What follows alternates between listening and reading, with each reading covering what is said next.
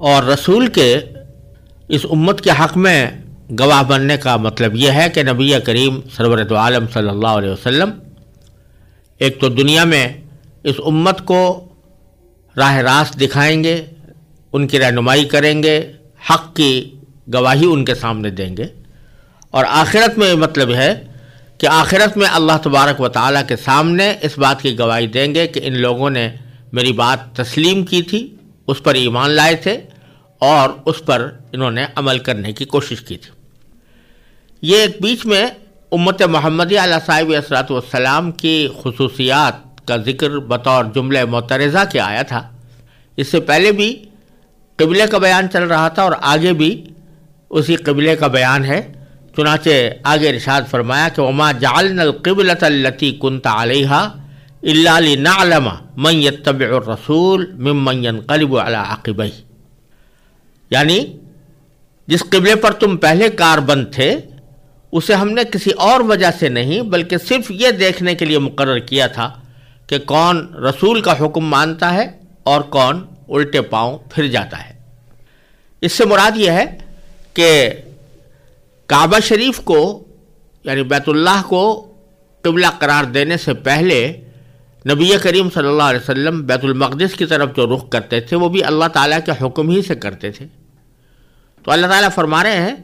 کہ ہم نے تمہیں بیت المقدس کی طرف رخ کرنے کا جو حکم دیا تھا وہ در حقیقت اسی وجہ سے دیا تھا کہ تاکہ یہ دیکھا جائے کہ آیا لوگ کسی جہت میں یا کسی خاص رخ میں ذاتی تقدس سمجھ کر ہمیشہ اسی کو پلے باندھ لیتے ہیں، یا یہ کہ اللہ تبارک و تعالیٰ کے حکم کے مطابق کسی چیز کو قبلہ قرار دیتے ہیں۔ تو اب یہ دیکھنا تھا کہ وہ لوگ آیا جب ان کو بیت المقدس کی طرف رخ کرنے کا حکم دیا جا رہا ہے تو اس وقت اس کی طرف رخ کرتے ہیں یا نہیں، اور جب بیت اللہ کی طرف رخ کرنے کا حکم دیا جا رہا ہے تو اس طرف رخ کرتے ہیں یا نہیں۔ تو دیکھنا یہ تھا کہ آیا وہ اپنے ذاتی خیالات اور خواہشات کے مطابق عمل کرتے ہیں اور اس کے پیچھے چلتے ہیں، یا اللہ تعالیٰ کے حکم کے مطابق چلتے ہیں اور اس کے پیچھے چلتے ہیں۔ اور یہی در حقیقت اس امت وسط کی ایک خصوصیت ہے کہ وہ کسی بھی چیز میں اپنا ذاتی تقدس کچھ نہیں سمجھتی، اللہ تعالیٰ کے حکم میں ہی تقدس سمجھتی ہے۔ لہذا فرمایا کہ کچھ عرصے کے لیے بیت المقدس کو قبلہ بنانے کا جو حکم ہم نے دیا تھا اس کا مقصد یہ امتحان لینا تھا کہ کون قبلے کی اصل حقیقت کو سمجھ کر اللہ کے حکم کی تعمیل کرتا ہے، اور کون ہے جو کسی ایک قبلے کو بذات خود ہمیشہ کے لیے مقدس مان کر اللہ کے بجائے اس کی عبادت شروع کر دیتا ہے۔ اور قبلے کی تبدیلی سے یہی واضح کرنا مقصود تھا کہ عبادت بیت اللہ کی نہیں اللہ کی کرنی ہے، ورنہ اس میں اور بت پرستی میں کیا فرق رہ جاتا ہے۔ لہذا یہ اللہ تعالیٰ نے حکمت بیان فرما دی قبلے کے احکام میں تبدیلی۔ یہاں ایک نقطہ اور قابل غور ہے اور اس سے بہت اہم بات ثابت ہوتی ہے، وہ یہ کہ اللہ تبارک و تعالیٰ نے یہاں فرمایا کہ جس قبلے پر تم پہلے کاربند تھے اس سے مراد بیت المقدس ہے، اسے ہم نے کسی اور وجہ سے نہیں بلکہ یہ دیکھنے کے لیے مقرر کیا تھا کہ کون رسول کا حکم مانتا ہے۔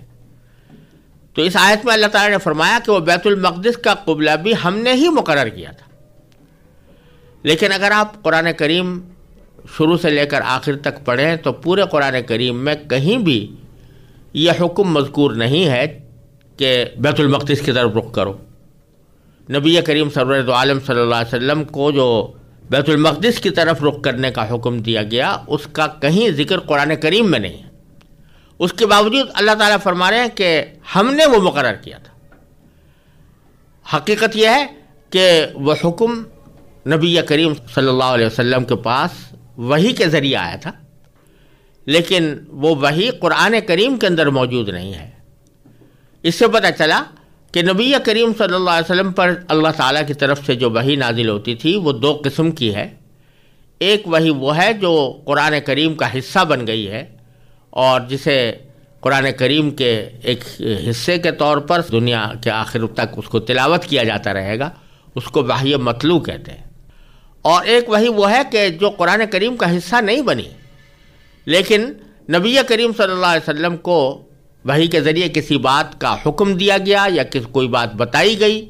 پھر آپ نے لوگوں کو اپنے الفاظ میں وہ بات بتا دی، اس کو وحی غیر مطلوع کہتے ہیں۔ اور جس طرح وحی مطلوع یعنی قرآن کریم کے ذریعے جو وحی نازل ہوئی ہے اس کا اتباع لازم ہے، اسی طرح اس وحی کا اتباع بھی لازم ہے کہ جو نبی کریم صلی اللہ علیہ وسلم پر نازل ہوئی لیکن قرآن کریم کا حصہ نہیں بنی۔ تو اس سے نبی کریم صلی اللہ علیہ وسلم کے جو ارشادات ہیں اور آپ نے جو کچھ بھی تعلیم دی ہے یا جن باتوں کا حکم دیا ہے، معلوم ہوا کہ وہ بھی وحی غیر مطلوع کے ذریعے آیا ہے، اور جس طرح قرآن کریم کے احکام واجب الاتباع ہے، اسی طرح نبی کریم سرور دو عالم صلی اللہ علیہ وسلم کے احکام بھی انسان کے لیے واجب الاتباع ہے۔ پھر آگے اللہ تعالیٰ فرماتے ہیں وَإِن كَانَتْ لَكَبِيرَةً، اور اس میں شک نہیں کہ یہ بات تھی بڑی مشکل۔ کون سی بات؟ کہ ایک شخص اتنے عرصہ دراز سے ایک خاص قبلے کی طرف رخ کرتا چلا آ رہا ہے اور اس کو اچانک یہ حکم مل جاتا ہے کہ ادھر سے رخ پھیر دو۔ تو یہ بات بڑی مشکل تھی، کیونکہ جو لوگ صدیوں سے بیت اللہ کو قبلہ مانتے آ رہے تھے ان کے لیے اچانک بیت المقدس کی طرف رخ موڑ دینا کوئی آسان بات نہیں تھی، کیونکہ صدیوں سے دلوں پر حکمرانی کرنے والے اعتقادات کو یکایک بدل لینا بڑا مشکل ہوتا ہے۔ اسی طرح جب یہودی اور نصرانی بیت المقدس کی طرف رخ کرتے چلے آ رہے تھے تو صدیوں سے ان کا یہ معاملہ تھا اور اسی کو وہ درست سمجھتے تھے۔ اب اچانک ان کے لیے تبدیلی بھی بڑی مشکل تھی، لیکن اللہ تعالیٰ فرماتے ہیں کہ یہ مشکل تو بہت تھی، الا علی الذین ھدی اللہ، لیکن ان لوگوں کے لیے مشکل نہیں تھی جن کو اللہ نے ہدایت دے دی تھی۔ یعنی مطلب یہ کہ جن لوگوں کو اللہ تعالیٰ نے یہ سمجھ عطا فرمائی کہ کسی بھی چیز میں کوئی ذاتی تقدس نہیں ہے اور اصل تقدس اللہ تعالیٰ کے حکم کو حاصل ہے،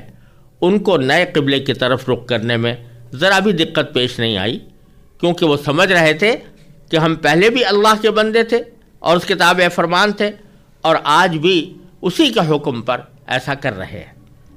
پھر اگلے جملے میں اللہ تبارک و تعالیٰ نے ارشاد فرمایا وَمَا كَانَ اللَّهُ لِيُضِيعَ إِيمَانَكُمْ، اور اللہ تعالیٰ ایسا نہیں کہ تمہارے ایمان کو ضائع کر دے۔ اس کا ایک مطلب تو یہ ہے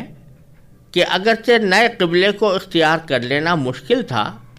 لیکن جن لوگوں نے اپنی قوت ایمانی کا مظاہرہ کرتے ہوئے اسے بے چون و چرا مان لیا، اللہ تعالیٰ ان کے اس ایمانی جذبے کو ضائع نہیں کرے گا، بلکہ انہیں اس کا عظیم اجر ملے گا، ثواب ملے گا۔ اور دوسرا یہ جملہ ایک سوال کا جواب بھی ہے جو بعض صحابہ کرام کے دل میں پیدا ہوا تھا، اور وہ یہ کہ جو مسلمان اس زمانے میں انتقال فرما گئے تھے جب قبلہ بیت المقدس تھا، تو کہیں ایسا تو نہیں کہ ان کی وہ نمازیں جو انہوں نے بیت المقدس کی طرف رخ کر کے پڑھی تھیں قبلے کی تبدیلی کے بعد ضائع اور کالعدم ہو جائیں، کیونکہ اب قبلہ بدل گیا ہے، انہوں نے دوسرے قبلے کی طرف رخ کر کے نمازیں پڑھی تھی۔ آیت نے یہ جواب دیا کہ نہیں، کیونکہ انہوں نے اپنے ایمانی جذبے کے تحت وہ نمازیں اللہ تعالیٰ کے حکم ہی کی تعمیل میں پڑھی تھیں، اس لیے وہ نمازیں ضائع نہیں ہوں گی۔ پھر فرمایا کہ ان اللہ بالناس لرؤوف الرحیم، در حقیقت اللہ لوگوں پر بہت شفقت کرنے والا بڑا مہربان ہے۔ پھر اللہ تبارک و تعالیٰ نے آگے نبی کریم سرور دو عالم صلی اللہ علیہ وسلم کی اس خواہش کا تذکرہ فرمایا ہے کہ اگرچہ اللہ تعالیٰ کے حکم کی تعمیل میں آپ بیت المقدس کی طرف رخ کرتے رہے اور 16 مہینے اسی حالت میں گزارے، لیکن آپ کی طبی خواہش یہ تھی کہ قبلہ بیت اللہ کو بنا دیا جائے جو حضرت ابراہیم علیہ السلام نے جس کی تعمیر نو کی تھی۔ اس غرض سے کبھی کبھی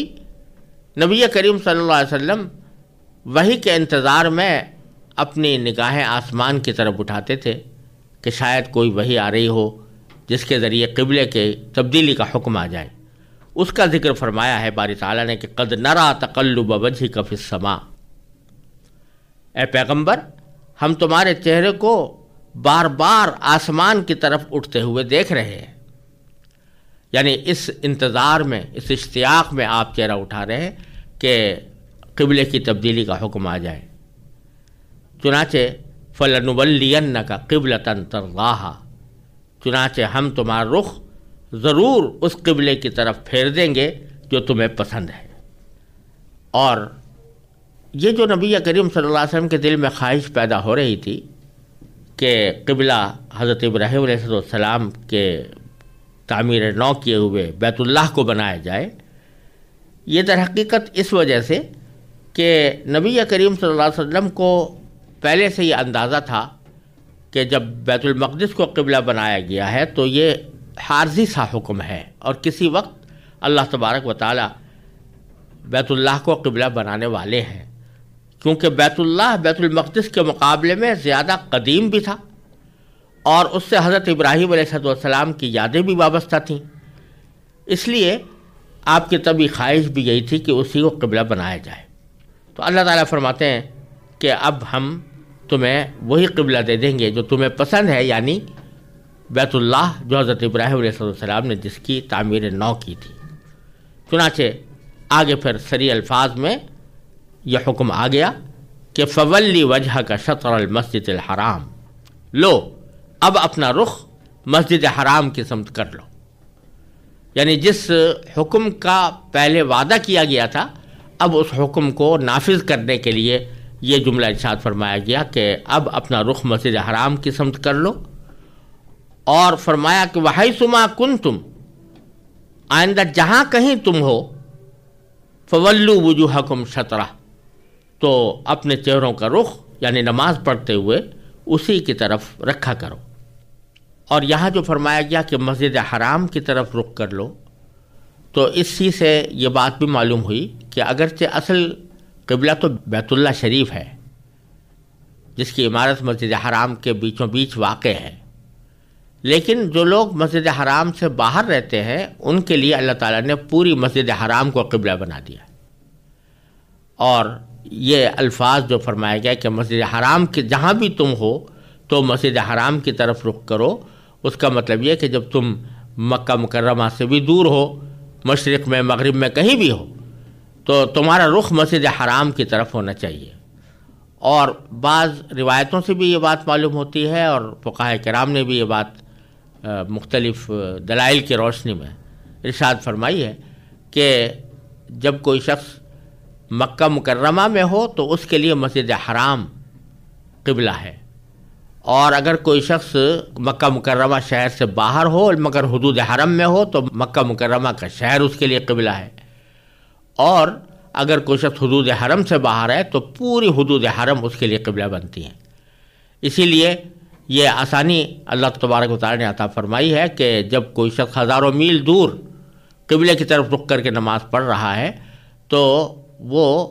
بالکل عین کعبے کا مکمل رخ ہونا لازمی شرط نہیں ہے، انسان کو ضرور چاہیے کہ وہ جتنا کعبے کی طرف حقیقی رخ کر سکے اتنا ہی کرے، لیکن اگر تھوڑا بہت انحراف ہو جائے تو اس کی وجہ سے نماز فاسد نہیں ہوتی، نماز پھر بھی ہو جاتی ہے۔ اور پھر آگے فرمایا کہ وَإِنَّ الَّذِينَ أُوتُوا الْكِتَابَ لَيَعْلَمُونَ أَنَّهُ الْحَقُّ مِنْ رَبِّهِمْ، اور جن لوگوں کو کتاب دی گئی ہے یعنی یہودی اور نصرانی، وہ خوب جانتے ہیں کہ یہی بات حق ہے، یعنی جو اللہ تعالیٰ نے اب قبلہ متعین فرمایا ہے یہ حکم برحق ہے، من ربہم جو ان کے پروردگار کی طرف سے آئی ہے۔ یہ اس لیے کہ اہل کتاب کو یہ بات اچھی طرح اس لیے معلوم ہے کہ وہ لوگ حضرت ابراہیم علیہ السلام کو مانتے تھے،